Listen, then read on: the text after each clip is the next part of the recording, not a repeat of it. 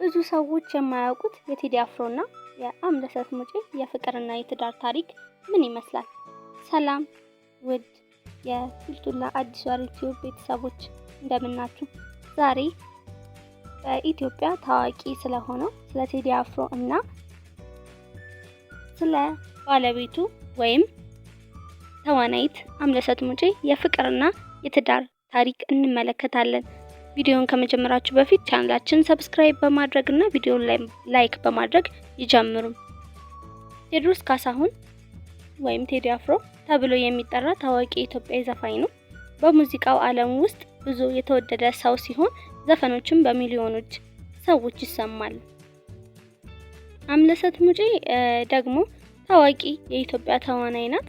በብዙ ፊልሞችና ቴሌቪዥኖች ስራዎች ተጫውታ ብዙ ሰዎች ያውቋታል። ቴዲ አፍሮና አምለሰት ሙጬ በአርትና በሙዚቃ ዓለም ውስጥ ሲሰሩ በጓደኝነትና በስራ አካባቢ ተዋወቁ። መጀመሪያ እንደ ጓደኞች ተቀራረቡ። በጊዜ ሂደት ጓደኝነታቸው ወደ ፍቅር ተቀየረ። ሁለቱም በአርት ዓለም ስለነበሩ ብዙ ነገሮችን አንድ ላይ ይጋሩ ነበር።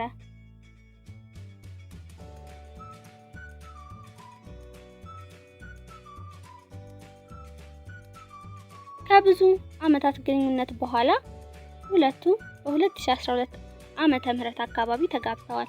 ይህ ጋብቻ በኢትዮጵያ ላይ በጣም የተነገረለት እና የተወደደ ዜና ነበር።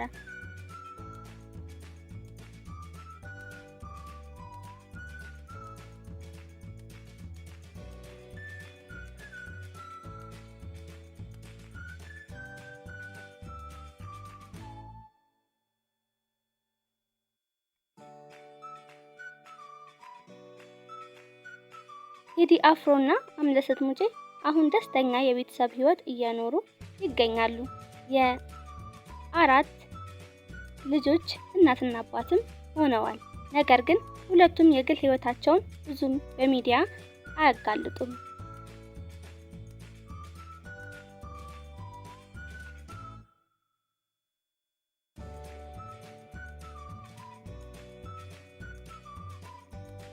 እናንተስ ስለ ቴዲ አፍሮና አምለሰት ሙጬ ፍቅር ታሪክ ምን ትላላችሁ?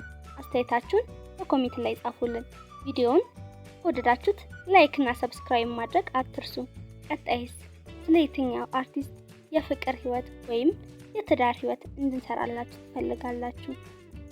እሱንም በኮሜንት ላይ ያሳውቁ።